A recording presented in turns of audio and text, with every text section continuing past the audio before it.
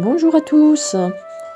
Aujourd'hui, je vous raconte l'histoire de Outre-Pistache, nain tracassin, écrite par les frères Grimm.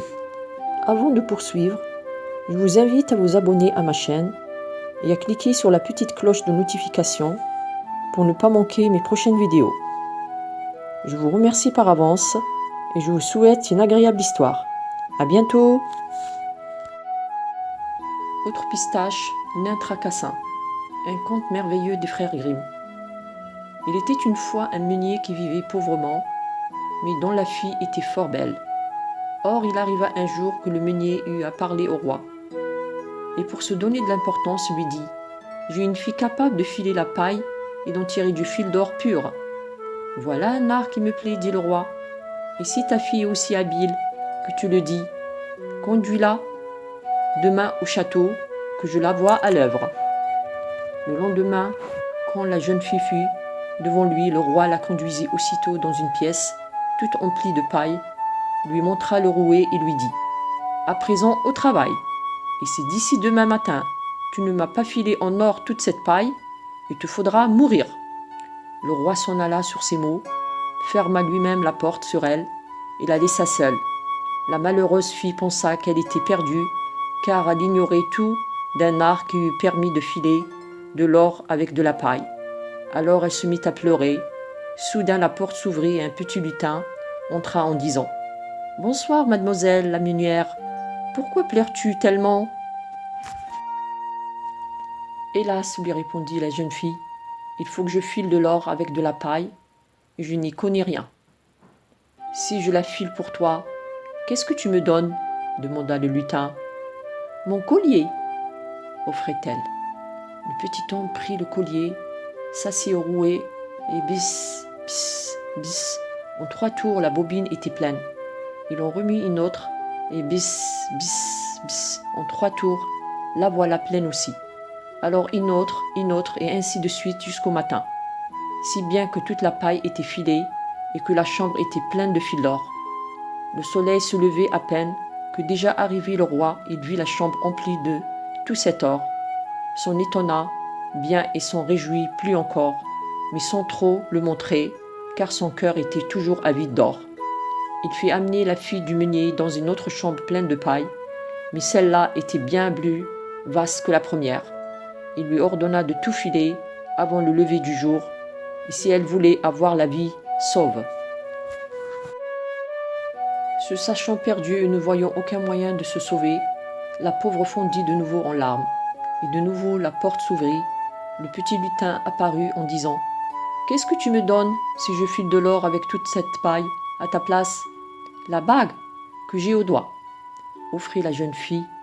Le petit homme prit la bague et se mit au rouet. Bis, bis, bis. Et le matin, il ne restait plus de paille et tout était plein de fil d'or. Quand il le vit, le roi en fut réjoui au-delà de toute mesure. Mais sa soif de l'or n'était toujours pas satisfaite.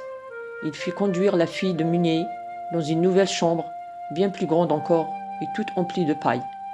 Cette fois, il lui dit « Tu dois encore me filer tout cela dans la nuit, et si tu y parviens, tu seras mon épouse. » Et le roi s'en alla en se disant « Toute fille de meunier qu'elle soit, je ne pourrai pas trouver une femme plus riche dans le monde entier. » Dès que la jeune fille se trouva seule, le lutin réapparut pour la 3e fois et lui demanda « Qu'est-ce que tu me donnes si je file la paille pour toi ?»« Je n'ai plus rien que je puisse te donner, » dit la jeune fille. « Alors promets-moi, quand tu seras reine, de me donner ton premier enfant. » « Qui sait ce qu'il adviendra de tout cela ?» pensa la fille du meunier. Et comme elle ne voyait pas d'autre moyen de se sortir de cette situation, la jeune fille n'hésita pas très longtemps et promit son premier enfant au lutin, puisqu'il le voulait. Et le petit homme s'installa au rouet et fila une fois de plus toute la paille en or. Le lendemain matin, quand le roi vint et constata que tout était filé en or, ainsi qu'il avait souhaité, il fit préparer les noces et la jolie meunière devint reine. 1 an plus tard, elle mettait au monde un beau garçon, sans guère se soucier de la promesse qu'elle avait pu faire au lutin, car en vérité, elle n'y pensait même plus. Mais il entra soudain dans sa chambre et lui dit je viens chercher ce que tu m'as promis. » La reine en fut horrifiée et supplia le petit homme de lui laisser son enfant en lui offrant toutes les richesses du royaume.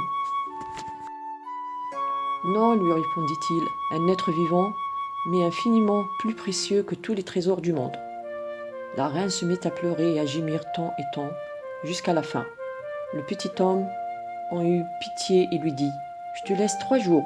Si tu connais mon nom d'ici là, tu garderas ton enfant. » Alors la reine se mit à réfléchir et passa la nuit à se remémorer tous les noms possibles et à chercher ceux qu'elle ne connaissait pas, tous les noms qu'elle n'avait jamais entendus.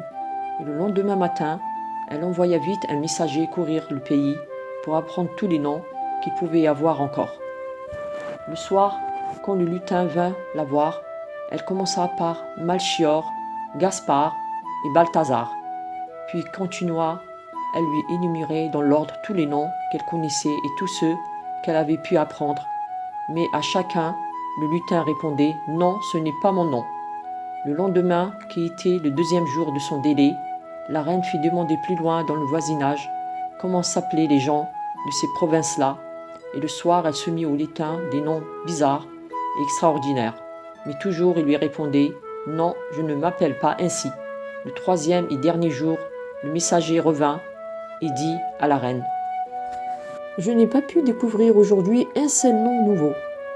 Mais comme j'étais arrivé à une haute montagne tout là-bas, à la lisière de la forêt où le lièvre et le renard se disent « Bonne nuit !»